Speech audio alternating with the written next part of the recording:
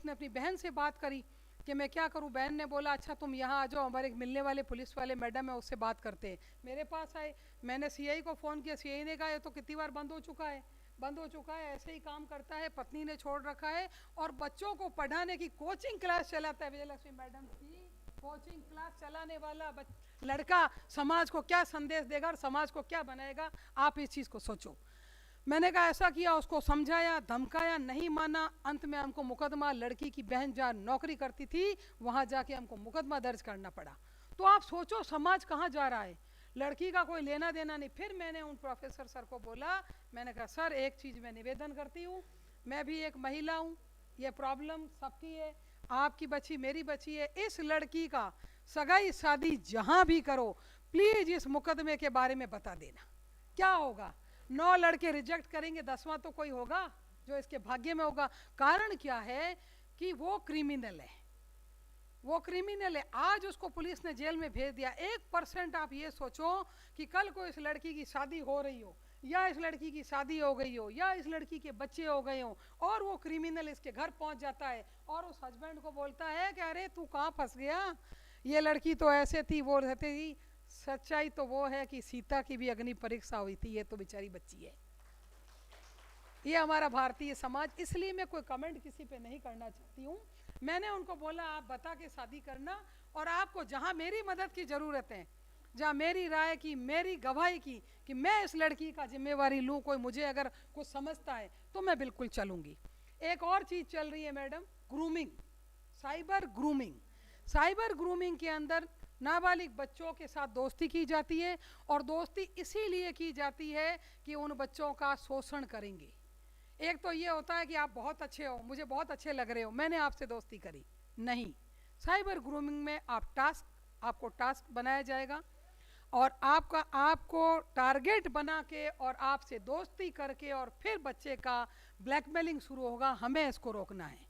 आपको फंसाते हैं, फिशिंग कैसे फंसाते हैं, सर आपका बच्चा बहुत होशियार है, पता लग गया, पता करते हैं, 257 बार मोबाइल चेक होता है कि आप क्या कर रहे हो और उसके आधार पे फिर आपके साथ क्राइम होता है। सर के बच्चे को गणित में 90% नंबर आ गए, सर को फ़ोन आएगा, सर आपके बच्चा बहुत होशियार है, आपके बच्चे के गणित में 90% नंबर। सर कहेंगे हाँ हाँ, क्यों हाँ क्यों भरा, क्योंकि इनको पता है कि मेरे बच्चे के 90% आए हैं। अब सर ने हाँ भरा, सर ऐसा है स्कॉलरशिप मिलेगा, आप ऐसा करो, ये ओटीपी आ रहा है, ये आ रहा है, यूट्यूब में हम भेज रहे हैं, इसको चालू करो, ओटीपी आ रहा है वो हमको दे दीजिए। सर ने जैसे ही दिया, सर का खाता साफ। पहला उदाहरण। दूसरा उदाहरण आएगा, मैडम आपके घर में माता जी है, आपकी माता जी हैं और आपके सास हैं या आपके पड़ोस में कोई है, विधवा हैं, इनको पेंशन मिलेगी, अरे सरकार घर बैठे दे रही है, आप ले लीजिए ना। मैडम ने कहा अच्छा अच्छा, मैडम ने कहा हाँ हाँ माता जी को नहीं मिल रही, या पड़ोसियों का तरह मैं भलाई कर देती हूँ ना, बेचारा पड़ोसी मेरा एहसान मानेगा।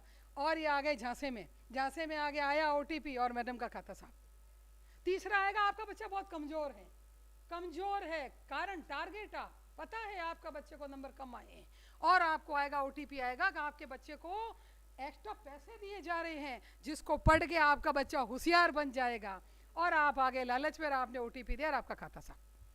तो इस तरह के जो उदाहरण है, घर बैठे पैसे कमाइए। अरे भाई घर बैठे पैसे कमाती तो मैं ही बहुत होशियार हूँ, बहुत सारी डिग्रियां हैं मेरे पास, मैं ही कमा लेती, क्यों आई हूँ यहाँ घर बैठे कमाऊँ पैसे। कुछ नहीं होता है, अपनी मेहनत अपना सब कुछ है, कोई झांसे में नहीं आना है। अगर कोई स्कीम है संबंधित विभाग में जाइए, पता कीजिए, उसके बाद दीजिए। और एक चीज़ और कि जो भी पैसे खाता है उसका 2 खाते रखिए, 2 खाते रखिए। एक खाता जिसका आजकल फ़ोन पे, गूगल पे, फलाना ढिमकर कहीं चलता है, उसको यूज कीजिए, कम पैसा रखिए, जाए तो गम नहीं और आए तो दुख नहीं होना, ठीक है। और दूसरा ये रखिए कि आपका ऐसा खाता हो जिसका कोई कनेक्शन इंटरनेट से नहीं हो, उसमें आपका पैसा रहे। तीसरा बड़ा अमाउंट है, एफडी कीजिए, तो या तो आप जिंदा जाके जाओगे या फिर अपना डेथ सर्टिफिकेट ही जाएगा, मर गए, अब पीछे वाले नॉमिनी को दे दो, पैसा नहीं जाना चाहिए। यही कारण है। सोशल साइट्स साइबर का बहुत बड़ा प्रॉब्लम्स क्रिएट करता है। हमें एक बीमारी है प्रेजेंट टेंस में जीने की। एग्जांपल देती हूँ, मुझे कितनी देर बोलना है, मुझे 4 घंटे बोलने की प्रैक्टिस है, सदन से राय ले लेती हूँ। 5 मिनट और बोल लूँ, 5 मिनट, इट्स ओके।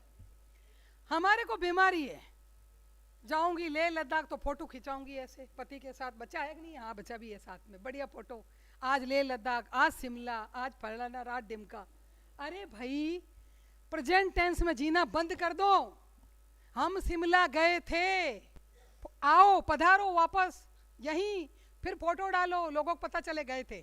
ठीक है, इसलिए कारण क्या है कि क्रिमिनल्स जो हैं वो आपके और हमारे जैसे लोगों को ढूंढते हैं। हमें एक और बीमारी है, काम वाली बाई के बेटा झाड़ू पोछे के कितने लेगी के 3,000, दिमाग लगाऊंगी, इतना बड़ा घर है, 3,000 बा ठीक है। वो क्यों आ रही है, उसका हम वेरिफिकेशन नहीं कराएंगे। हम उसको ये नहीं कहेंगे तेरा फोटो दे दे, हम उसको ये नहीं कहेंगे तेरा आधार कार्ड दे दे, हम उसकी सूचना पुलिस में नहीं देंगे। क्यों? कि हमने इससे मांग लिया तो ये भाग जाएगी, झाड़ू पोछे मेरे गले में आ जाएंगे और मेरे को सस्ती नौकरानी कहाँ से मिलेगी। राइट रॉन्ग, जहाँ गलत हूँ वहाँ मुझे टोकना प्लीज, और मुझे पता है मैं गलत नहीं हूँ। हम उसका वेरिफिकेशन नहीं कराएंगे, क्योंकि हम उसे सामान मांगते ही वो भाग जाएगी। और वो आई इसीलिए है, आपको टारगेट करके आई है, आपका सारा पता कर लेगी, और उसके बाद आपको जहर में पता नहीं क्या क्या नशे का पिला पिलू के, भगवान की कृपा होगी तो बच जाओगे, और नहीं तो हम जैसे पुलिस वाले लाशें उठाते फिरेंगे आपकी। इसलिए कोई किराएदार आता है, कोई नौकर आता है, कोई पड़ोसी आता है, कोई दुकानदार आता है, सस्पेक्ट आपको कोई नज़र आता है कि भाई ये आदमी रोज़ मोटरसाइकिल लेके इधर घूम रहा है, उधर घूम रहा है, बैठ रहा है, पार्क में आ रहा है, जा रहा है, आप सूचना दीजिए। मुझे जो नए नए बच्चे होते हैं ना, जो पुलिस के ऊपर कमेंट करते रहते हैं, वो फिर पूछते हैं हमारे कहने से कौन सी पुलिस आ जाती है, हमारे कहने से कौन सी पुलिस पता करती है। मैंने कहा ऐसा है बेटा कि सब चीज़ के लिए आप पुलिस को दोष मत दो। ऐसा है कि सर अगर बाहर पधारे हैं, सर ने आके आप बाहर भी जाते हो तो मेहरबानी करके आजकल आप एफआईआर या कोई सूचना देते हो ना, उसका तरीके बता देती हूँ मैं आपको। फर्स्ट इंफॉर्मेशन रिपोर्ट एफआईआर है। किसी भी घटना की कौन देगा? कोई भी दे देगा, जिसको घटना के बारे में पता हो दे देगा। रास्ते में जा रहे हो, खून से पड़ी हुई लाश पड़ी, आपको पता ही नहीं कौन मार के गया, आप एफआईआर दे सकते हो। समझ गए? तीसरी चीज़, एफआईआर देने के तरीके लिखित और मौखिक। आईटी एक्ट आने के बाद में एफआईआर आप कैसे भी दे सकते, ईमेल से दे दो, फैक्स से दे दो, मोबाइल से दे दो, बातचीत करके दे दो, एसएमएस दे दो, वीडियो से दे दो, ऑडियो से दे दो, आपको जो मर्जी है जो दे दो, लेकिन आपकी इन्फॉर्मेशन पुलिस के पास पहुंचनी चाहिए। आप बाहर जा रहे हैं 10 दिन, बताइए पुलिस को कि सर भेजिए, एप्लीकेशन भेजिए, ईमेल भेजिए, व्हाट्सएप भेजिए, मैसेज भेजिए, कुछ भी कीजिए आप, और उसके बाद कहिए सर हमारा पता ये है, हम बाहर जा रहे हैं, प्लीज़ थोड़े हमारे घर की तरफ पुलिस का मूवमेंट रहे। अब आप कहोगे कौन सा पुलिस रह जाएगी, तो उसका भी जवाब मेरे पास में है कि भाई चलो मान लो पुलिस नहीं रहेगी, मैं तो यही स्वीकार कर लूँ कि नहीं रहेगी, और आपके घर कोई हादसा हो जाएगा, तो कम से कम एक चीज़ है कि हमारी जो हायर अथॉरिटी है वो जिम्मेवारी तो तय करेगी कि मेरे को अगर थाने के अंदर आप सूचना दे के गए हो तो रेस्पॉन्सिबिलिटी किसकी हुई। जहाँ अधिकार आएगा वहाँ कर्तव्य भी आएगा। आपका अधिकार था कि आप ये सूचना देते, और मेरा कर्तव्य था कि मैं इसका पालन करती, तो कुछ तो प्रसाद मेरे को मिलेगा डिपार्टमेंटल। जब मुझे प्रसाद मिलेगा तो 10 जने सुधरेंगे, तो सुधारात्मक तरीका किसका होगा? जनता का होगा। होगा नहीं होगा? बच्चे आप जैसे छोटे, आपसे छोटे बच्चे आते हैं, वो पुलिस पे, फिर आपको मैंने कहा ना कमेंट्स करते हैं, वो पुलिस को बोलते हैं क्या है मैडम आपकी पुलिस क्या है, हेलमेट के लिए रोकते हैं, कहते 100 रुपये दे दो। मैंने कहा चलो भी आप ये बात कहते हो ना, तो मैं 1% इस सदन से मान भी लेती हूँ, पर मैंने कहा भाई हेलमेट का चालान जो तो बहुत ज़्यादा हो गए, ये आरसी वारसी के 5-5 10-10 हज़ार रुपये हो गए। ध्यान रखना आप लोगों को फिटनेस वगैरह का, गाड़ी का फिटनेस हो, गाड़ी का रजिस्ट्रेशन हो, आपका हेलमेट हो, आपका लाइसेंस हो, नहीं है तो 5-5 हज़ार जुर्माना है, शराब पी के कर रहे हो। तो मैंने कहा भैया 5,000 रसीद कटा दो। आपने शुरुआत किसने करी? शुरुआत किसने करी? आपने 5,000 की रसीद क्यों नहीं कटाई जो कानूनन था? फिर आप डोल रहे हो पुलिस के ऊपर कि पुलिस ने 100 रुपये ले लिए, 200 रुपये ले लिए, बिगाड़ने वाले तो आप हो। इसलिए क्या है कि अधिकार और कर्तव्य को आपको साथ में लेकर चलना होगा। ओटीपी मत बताइए, अननोन नंबर मत उठाइए। लड़कियों के पास नंबर आते हैं, सामने आदमी नंगे होते हैं, आदमियों के पास नंबर आएंगे, सामने जो वीडियो कॉल करने वाली औरतें होगी वो बिल्कुल बिना कपड़ों की होगी, दूसरा आदमी आपका वीडियो बनाता है, आपको ब्लैकमेल करते हैं। और हम इज्जतदार लोग और ऐसे लोगों को टारगेट करते हैं जो उम्र का एक पड़ाव पार कर चुके होते हैं, मतलब 50, 55, 60 से ऊपर के लोगों को। तो हमें डरना नहीं है। जहाँ सही है वहाँ कहना है कि हम सही है, और जहाँ गलती हो जाए, अगर हो भी जाए, अपराध हो गया आपके हाथ से, तो प्लीज कानून आपको पूरा माफ तो नहीं करेगा, लेकिन कानून आपको सजा में सॉफ्ट कॉर्नर आपके प्रति 100% रखेगा। और सबसे बड़ी चीज़ है कि आप आत्मा में गिल्टी फील नहीं करोगे। मेरे से गलती होती, कई बार मेरे से फाइलों में गलती होती है, तो मैं तो सीधी फाइल लेके कोर्ट ही चली जाती हूँ, सर ये मेरे से ऐसा हो गया।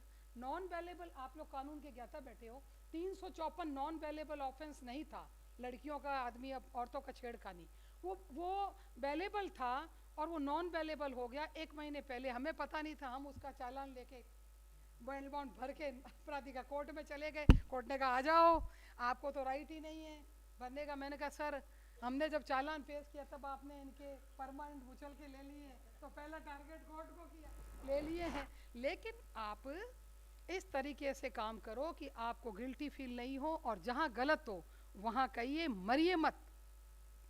अब आप सदन मेरा समाप्त करती हूँ कि संघर्ष आए, मरिए मत, संघर्ष आए हैं आते रहेंगे, संघर्षों को आने दो, और हौसलों का कफन बांध लो, कुदरत को झुक जाने दो।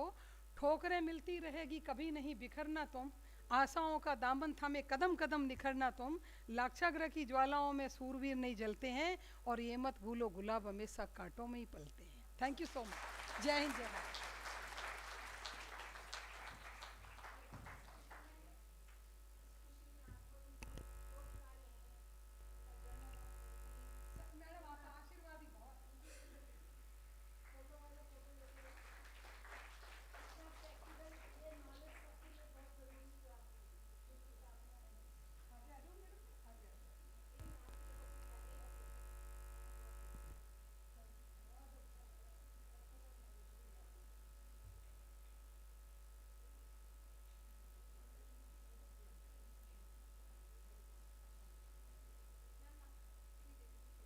अब फोटो फोटो में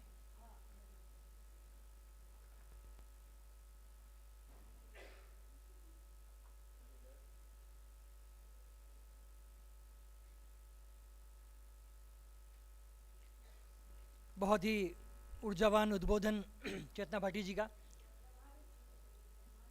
साइबर क्राइम ब्रांच में डीएसपी हैं, और आज के दौर में जो कुछ भी अपराध हो रहे हैं साइबर से जुड़े हुए डिजिटली, उन सब से अवेयर होने की बहुत ज़रूरत है। एक दौर में कहा जाता था कि अबला तेरी यही कहानी, आंचल में दूध आँखों में पानी, लेकिन ये पुराने दौर की बात है। अब हमारे पास कानून है, सक्षम न्यायिक अधिकारी हैं, सक्षम पुलिस अधिकारी हैं, और इस तरह के आयोजन है जिसमें हम लोग अवेयरनेस क्रिएट करने के लिए, जागरूकता बढ़ाने के लिए हम लोग बातचीत भी करते हैं। थोड़ी सी जागरूकता होगी तो बेहतर होगा। आंखें खोलकर, चेतना जी का उद्बोधन जो है वो ये है कि कानून तब मदद करेगा जब आपकी आंखें खुली होगी। आपको ये देखना है कि आपके आसपास क्या हो रहा है। अभी चेतना जी ने ओटीपी की बहुत बड़ी बातें कही हैं, लेकिन मैं एक चीज़ जोड़ दूँ तकनीकी तौर पे, ओटीपी का रूप भी बदल गया है। अब वो नहीं है कि ओटीपी आ रहा है आपको दर्ज करना है, अब ये आ रहा है कि 2 घंटे बाद आपका फ़ोन बंद होने वाला है। क्यों होने वाला है, इसकी अधिक जानकारी के लिए 1 दबाएं, मत दबाना, वो दबाते ही कनेक्ट हो जाओगे आप। ये नया